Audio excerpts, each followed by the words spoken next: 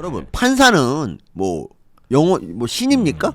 아니 의사들은 세상에 의사하다가 뭐 환자가 수술 잘못되고 하면 안 나으면 구속되고. 그냥 고소당하고 그러는데 판사는 왜 아무것도 아니 판사에 대해서는 처벌할 규정이 없습니까? 그러니까 유창훈이 말씀하시는 거죠. 그러니까 유창훈 같이 있잖아요. 논란을 빚고 그러니까 유창훈 판사 그 이제 영장 실질심사 하기 전에 네. 우리 이제 어떤 모 변호사 내가 이제 존경하는 그 여자 변호사님이 한 분 계세요. 배승희 변호사님. 어떻게 알았어? 씨.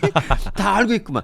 배승희 변호사가 이거는 유창훈이 저기 옷 벗고 총선 나갈 그럴 거 아니면 이걸 기각 못 시킬 것이다. 그렇죠. 근데 그걸 기각을 시켰어요. 그러니까 이 배승희 변호사뿐 아니라 서정욱 변호사, 구자룡 변호사 모두 다 이렇게 이런 예상을 했잖아요. 이걸 기각시키는 것이다. 거는 쉽지 않다. 구속영장 기각이.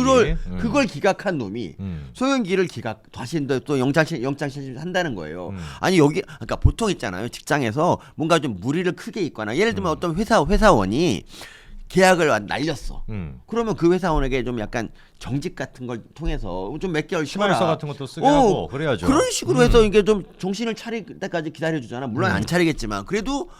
근데 여기는 왜 그런 피드백이 없습니까? 그러니까 판사가 너무 압도적인 권한을 갖고 있어가지고 지금 맞습니다. 멋대로 해도 이런 근데 생각해 보면은 이재명 체제가 되고 난 뒤에 사법부에 대해 가지고 이 정도까지 국민들이 불신한 적은 없었던 것 같아요. 조국 때부터 시작해가지고 그렇죠. 조국 네. 때부터 스멀스멀 이거 왜 재판이 똑바로 안 되냐라는 지적이 시작되고 그 전까지만 하더라도 문재인 때도 생각해 보면은 윤석열 검찰총장 당시에도 정의를 좀 지키는 마지막 최후의 보루다 이런 느낌이 있었는데 그렇죠. 딱 그게 조국 때부터 시작해가지고 마팅이 가기 시작하더니 완전히 이재명 체제가 되니까 대놓고 지금 판사들이 들고 일어나가지고 이재명 지키기로 하고 있는데 어느 누구한테도 이게 지금 견제를 안 받습니다. 그러니까 조국 우리가 조국 사태가 그래도 조금 그러니까 뭐 정권 교체가 조국 사태를 통한 정권 교체가 가능했던 이유는 이제 정경심이 4년을 받았기 때문이에요. 만약 거기서 유창훈이 판결 내렸어 봐.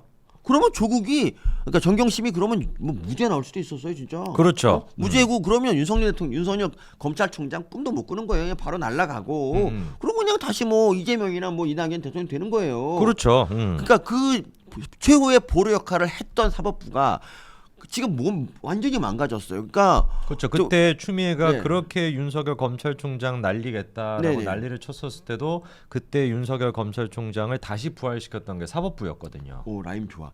날리겠다고 난리를 쳤다. 와 난리. 와 정말 난 이런 여러분 이 90만 유튜버가 이 괜히 되는 게 아닙니다. 정말 옆에 있으면 옆에서 들으면 더 막 소름이야 그냥 우와 막 대단합니다 진짜 난리. 네, 말씀해 주시죠. 아니 그러니까 이 사법부가 지금 정말 비겁한 게 그러니까 아무리 양심상 이거는 도저히 이거는 죄를 그러니까 유죄 판결을 안 내릴 수가 없다 그러면 재판을 이런 지연 전략을 택하고 있지 않습니까? 그러니까요. 이게 지금 심각한 문제가 아닐 수 없습니다. 조국이 아직도 2심 결과가 안 났습니다. 그렇죠. 미치고 환장을 노리십니다. 그리고 위증 이제 이거에 대해서 지난번 기억나시죠? 배승희 변호사 그거. 네, 김진성 증인. 그거. 우리가 얘기했던가? 어떤 얘기? 아니 변호사 교체한 거 아세요? 이재명 측에서 이재명 측에서 3명의 원래 그가 있대. 왜. 아니 그러니까 이 위증 교사를 갖다 위증 교사는 유창훈마저도 인정한 그런 그렇죠. 범죄잖아. 그래서 이거를 따로 떼어서 검찰에 기소를 했어요. 이것만 가지고도 사실은 뭐 최소한 징역형이나 집행유예가 나올 수 있거든요. 그럼요. 그렇기 때문에 그러니까 이게 이제 그 이재명 대표가 이제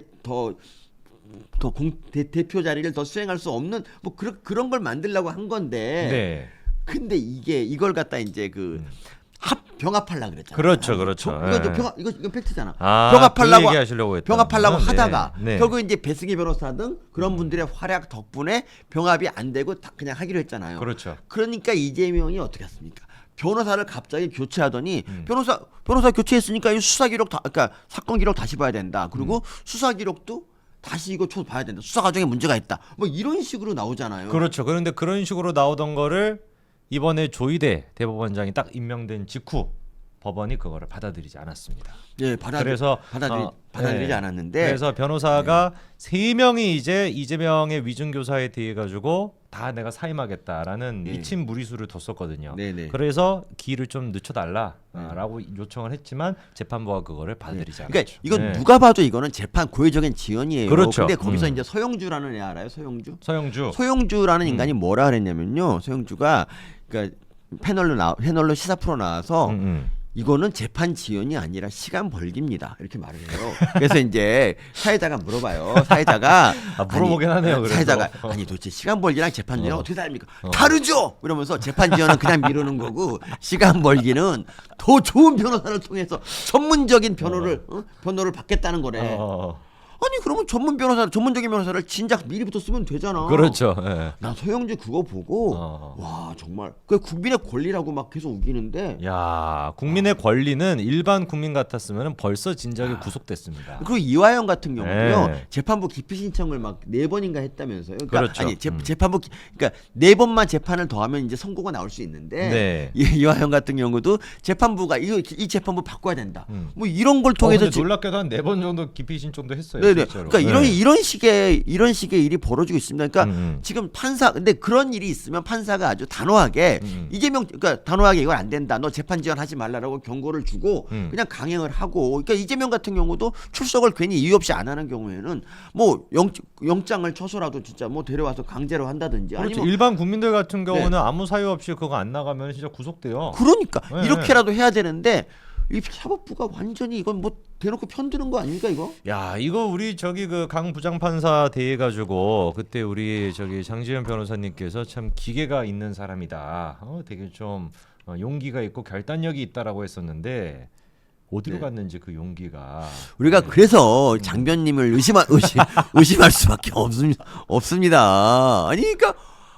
죄송한 말을 했으면 책임을 져야 되지 않습니까? 기계는 사라지고 개만 남아가지고 진짜 지금 강 부장판사가 이러고 있으면 안 됩니다. 아마 많은 분들이 예상하시는 것처럼 2월달에 또 이제 인사이동 있지 않습니까?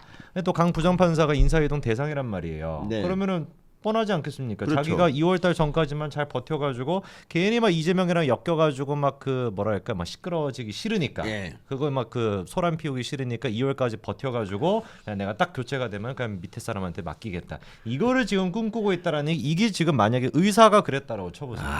급한 지금 수술이 있는데 그냥 수술도 아니고 뭐 생명이 지금 위태로운 수술이 있는데 내가 이거 괜히 잘못했다가 나 혹시 구속되는 거 아니야? 수술 잘못돼서 그래서 그냥 밑에 후배한테 맡겨버려. 진료 거부를 하고. 그러면 어떻게 되겠어요? 그게. 그럼 바로 구속이죠. 의사한테는 그렇게나 우리가 높은 수준의 어떤 도덕적 책임감을 요구하면서 판사한테는 아무것도 지금 요구가 안 되고 그러니까 이게 말이 안 되죠. 그러니까 재판 지연이면 있잖아요. 그러니까 판사들이 제일 잘하는 게 뭐냐면 이 명예훼손 같은 걸로 이제 벌금을 딱 부과한 다음에 이날부터 이자까지 다 지급하라고 뭐 그렇게 하거든요. 그러니까 500만 원이다 그러면 여기서 이자까지 해갖고 뭐 1000만 원 달라고 뭐 이렇게 얘기를 해요. 그런 게 또 있어요. 그렇게 내가 해봐서 알아. 아니 써있더라고 판결문에 윤미향 그 판결문에 나한테 써있더라고. 근데 아니 그러면 판사들 같은 경우도 원래 제한된 기간 안에 판결을 안 하면 그날부터 벌금을 내. 니네도 내라고. 판사도 내야지. 단도 10만 원이라도 내란 말이야. 그러니까. 그러면 아마 맞습니다. 잽싸게 할걸 잽싸게. 그러니까 10만 원도 아까워가지고. 10만 원도 아까. 5만 원만 내. 5만 원이라도 내. 야, 그래가지고 우리 그 조희대 대법원장의 어깨가 되게 무겁습니다. 진짜. 근데 이 대법원장 한 명의 힘으로 진짜 문재인 때 그 침투된 그 정말 어마어마한 좌파 판사들을 김명수 어떻게 다 물리칠 수 있을까? 이걸 일찍 기억할 수 있을까? 명수야 보고 있니? 걱정이 되지만. 근데 어떻게 왜 조희대? 근데 불안한 게 왜 조희대 대법원장은 인준을 해줬지? 조희대 대법원장이 그게 제가 한번 좀 얘기를 찾아보니까 이번에 90.8%인가 동의를 받고 통과가 거의 뭐 됐는데 대부분 통과했어요. 지난번에 그 대법관 할 때도 이제 국회 동의가 필요하잖아요. 조희대 대법원장이 대법관 할 때는 98%인가 그랬대요. 99%? 한 2표 정도 이제 그 뭐 기권 정도가 나올 정도로 그러니까 민주당 입장에서 봤었을 때도 이거는 뭐 깔 게 진짜 없다. 그래서 박범계조차도 이 조희대 대법원장에 대해 가지고 이 사람은 진짜 훌륭한 분이다라고 얘기할 정도로 정말 깔 게 없어가지고 아니 그게 아니고 민주당은 사람 보고 하는 게 아니잖아요. 그렇죠. 그런데 그 사람 같지도 않은 민주당, 사람을 볼 수도 없는 민주당조차도 조희대 대법원장에 대해서는 정말 없었던 것도 있는 것처럼 만드는 민주당이지만 없는 거죠, 완전히. 그래서 조희대 대법원장까지도 만약에 민주당에서 그때 또 비토를 했으면은 아마 역풍이 좀 너무 심해가지고 어쩔 수 없이 아마 통과시키지 않았을까 싶습니다. 그런데 이 조희대 대법원장 같은 경우는 이렇게 압도적인 국회 지지를 받고 이제 대법원장이 됐기 때문에 조희대 대법원장이 밀어붙이는 혁신안들은 굉장히 힘을 받을 수밖에 없겠죠. 그리고 근데 있잖아요. 난 저기 뭐 판사한테 뭐 대단한 걸 요구하는 것도 아니고 그냥 재판 좀 제 날짜에 하라는 그게 그건 너무 아니, 상식적인 얘기지. 아니까 애한테 숙제하라는 거라 그거 뭐 어려운 얘기 아니지 않습니까? 그렇죠. 그 비슷한 얘기를 하는 건데 아까 할 일을 하다 하고 더 추가적으로 요거까지 해달라는 것도 아니고 야 이 정도 상식적인 건데 그렇죠. 그게 그렇게 어렵냐? 영길이가 지금 검찰이 구속영장을 지금 청구를 했는데 이 영길이에 대해 가지고 담당하는 사람이 유창훈이라고 한다면 이거는 정말 심각한 문제죠. 지금 물론 김기현 체제에 대해서 우리가 엄청난 분노를 갖고 있는 게 맞지만 김기현에 대해서 분노가 있는 것도 맞지만 그렇다 해서 분노만 하고 있으면 안 되지 않습니까? 아 그렇죠. 네, 민주당의 어떤 잘못된 점 이것도 지적을 하고 그리고 김기현에 대해서도 우리가 분노를 하되 그 다음으로 어떻게 이거를 헤쳐나갈 것인지 누구를 도대체 데려와 가지고 지금 국민의힘의 위기를 헤쳐나갈 거냐 그거에 대해서도 논의를 해봐야 되지 않겠습니까? 근데 송영길 돈 봉투 준 사람 중에 전용기 있고 김남국도 있었지 않아요? 네네 그 명단에 들어가 있죠. 김남국 같은 경우는 그 당시에는 돈이 없었나? 2021년에는 코인하기 전인가? 남국이가 얘기 들어보면은 그렇게 짠돌이래요. 아니 글쎄 짠돌이 그러니까 엄청 그래갖고 이 코인 부자잖아요. 코인은 얘한테는 약간 좀 중독인 거죠. 코인은 중독인 거고 그걸 가지고 이렇게 막 자기가 평상시에 막 돈을 막 사람들한테 막 쓰거나 이렇지 않다더라고요. 그때 코스프레의 가능성이 걔가 했잖아요. 무슨 팟캐스트 나가지고 한 말이 팟캐스트가 아니고요. 팟캐스트 와이셔츠 20년 전 거를 계속 읽는다고 막 그런 얘기만 하고 그러더라고요. 와이셔츠 좀 제가 귀엽다고 질투하는 겁니까 이거? 너무하는 거 아닌가?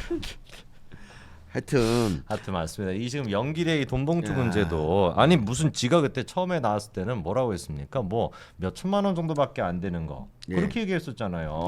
북콘스트 같은 거 해가지고 몇 천만 원밖에 안 되는 걸 가지고 한동훈 어린 놈의 자식이 건방지게 선배한테 뭐라고 한다고 그 난리를 쳤다면 지금 보니까 7억 8억이라는 거잖아요. 7억 이렇게나 지금 뻔뻔스럽게 거짓말을 친다니까요, 얘네들은. 그러니까 이 정도 수준밖에 안 되는 애들을 상대로 해가지고 만약에 우리가 총선에서 진다.